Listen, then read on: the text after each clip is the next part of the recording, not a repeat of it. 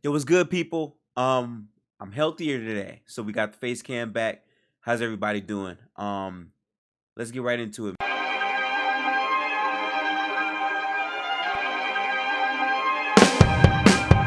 The game yesterday was really, really good. I'm gonna recap both games, obviously, but we're here for Memphis and Warriors first. That was a really good game. Um, Going into it, if you watch my second round playoff predictions, I said that versus Memphis, the matchup is going to be dependent on rebounding heavily. And the Warriors had, I believe, 18 offensive rebounds. They really were able to beat Memphis in their own way while still playing their style. I think it was a tough matchup based on Draymond being ejected, which we'll get into. But I just want to say I was very impressed with the way it's my work alarm. I was very impressed with the way that the Warriors executed and came out and just fought through adversity for the entire game. That is exactly how the Warriors play basketball, and I'm happy that I saw that. But for me, going into the game, my biggest takeaways were you have to find a way to limit Desmond Bane. You have to find a way to limit Brandon Clark on the glass. You want to invite Ja to shoot the open threes, which I think we did a really good job of because he took 11 threes. As good of a player as Ja Morant is, if he's taking 11 threes, you just hope that he does that because he's so good at the rim. When he's shooting those shots, he's giving you bailouts. So I'm perfectly fine with that. Also, JJJ had the game of his life. That was his best playoff game ever.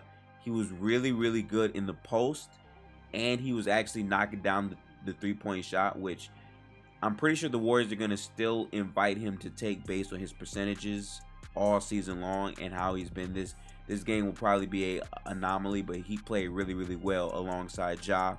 But to me, the X factor in all of this for Memphis has been Desmond Bane. Desmond Bane has been a very consistent scorer and three-point shooter for Memphis, especially on the fast break threes, the relocation threes, and the offensive rebound threes that he is a king of. And I think the Warriors did a good job of keying in on him to kind of nullify and take him out the game. And I think doing that honestly limits Memphis offense. Also, like a big part of that though was the Warriors game plan. In my opinion, I think it was so smart to focus on fast break defense. In the first half, the calls were like here or there, but the Warriors focused on fast break defense. You could tell because almost every time that the Warriors turned the ball over, you would have expected Memphis to kill them more on the turnovers than they did. But I promise you, off the eye test at least, watching the game, the fast break defense was phenomenal, very, very spectacular. So I was happy with that. Also, let's get into it, right? So Draymond, obviously, he was turning the ball over a lot in the first half, but when he gets ejected on that play, which, by the way, he should not have got ejected for. I thought that was a flagrant one. To me, the NBA is being a little bit soft on that type of call. And I'm not saying that because it's Draymond. I really feel like if that was any other player, I would feel the same way. I thought, okay, that's a flagrant one. We can keep moving. But as soon as he got ejected from the game, as a Warriors fan, I'm sitting there watching it. My mind was, we're going to win this game. And I looked at the momentum of that because when things like that happen, your team either folds or they rally behind that and play harder. And the Warriors have shown time and time again, especially during this season, having to play extended stretches without Draymond, without Steph, without Clay, the team can still function. So when Draymond went, I said the positives are there's going to be more spacers on the floor. You're going to see more Kuminga minutes, but also you're going to see these guys rally behind that because the Warriors are a very disciplined team. Coming into this matchup, I was saying on paper, this is a better matchup for Memphis because of the physicality. But as far as the discipline and execution and all of those things, it's not. Because they're not going to make the same late game mistakes that Memphis did to really kill themselves as much. And when Draymond was out, you saw that they still ran a whole bunch of off-ball plays. Kevon Looney was able to fulfill the Draymond rebounding, rim protection type of role. And the biggest part about the Warriors offense that people really, really sleep on, when you have non-shooters on the floor like Draymond or Looney, what you have to pay attention to is you can't sag off of them. And the reason why is if you're sagging deep and daring Draymond to shoot, when Steph or Klay curl up behind Draymond, he's just going to hand it off. And once he hands it off, if you're sagging on Draymond, they're getting wide open threes. So you have to respect where they are, not even because of them, but because of the things that are moving around them. So they were able to have a lot of success with that. But yeah, outside of Desmond Bane, a big key player that the Warriors needed to key on to really have success was also Brandon Clark. Brandon Clark has been sensational in these playoffs. Great rebounder. His habit though is he doesn't really rebound solidly as much as you would think. It's a lot of offensive rebounds to where he'll just tip it back in. And Gary Payton was so active on like jumping to get in those offensive rebounds. Even if he's not getting it, he was disrupting the flow of Memphis consistently getting it, which led to other Warrior players getting it. Sometimes it went out of bounds. He just made it a lot tougher. And also they played good defense on Brandon Clark, so he couldn't get these easy twos to help Memphis stay in the game towards the end. I think taking those two players out is going to be a hard task moving forward, but I think it's really, really strong. And also, if you get to the nuances of the game, Steph and Klay did not shoot the ball well. But again, Jordan Poole rears his head, which I've been saying since the offseason. I don't have time to edit this in, but I promise you, in one of these playoff videos, I'm going to edit in like a gray screen where it's me having this take from like 2-3 months ago. But Jordan Poole, man, is special. He was able to drop 30 points. He shot efficiently. The deep three that he had in the clutch, we needed that. And he was able to move with Steph and with Klay perfectly. That offense is going to be very, very deadly. And I think for Memphis, this is a big loss just because you got the best game of his career from JJJ in the playoffs. You got Ja Morant playing a pretty solid game. He was pretty good. And you still lose the game when Steph and Klay were in foul trouble. Draymond Green got ejected from the game, and they had to find a way to play through all of that. And then Klay Thompson, phenomenal free throw shooter, missed two, not one, but two crucial free throws. And then you have Ja Morant isolated on Stephen Curry for the game, and they still wind up losing. So for me, that's a tremendous win by the Warriors.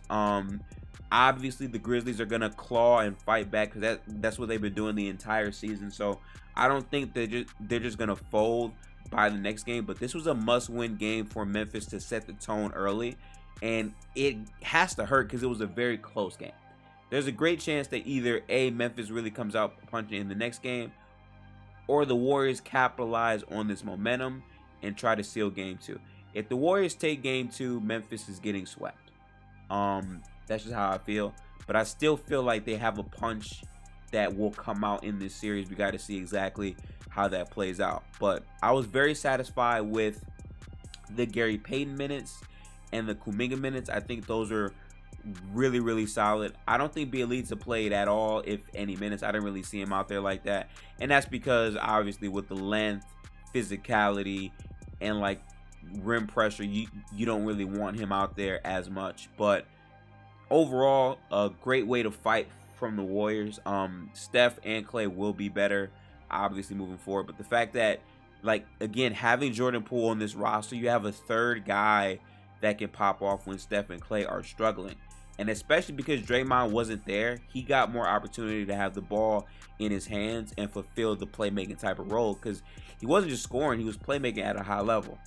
And that ultimately brings me to Steph Curry, which I know how he shot, but if you watch the third quarter, like the pace and the control that he had on the game, especially with his shot making then, because I'm pretty sure in the second half he went 6 for 13 or 6 for 12, something like that. He was good.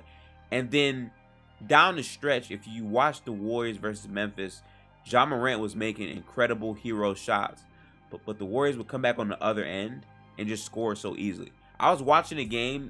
I wasn't really pressed or concerned because every time the Warriors, especially down the stretch, are just going to find good shots. And almost every time it was easy 2-point baskets near the rim from Gary Payton. The pass from Jordan Poole to Andrew Wiggins in the paint. Like, they just found easy, high quality shots. And that's what this Warriors offense is really predicated and built around. Like, yes, we're going to have elite spacing on the perimeter, but we're also going to get easy 2-point baskets to walk you down.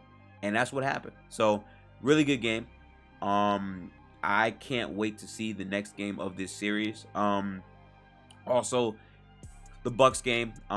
This video is already 10 minutes long. I'll say this real quick.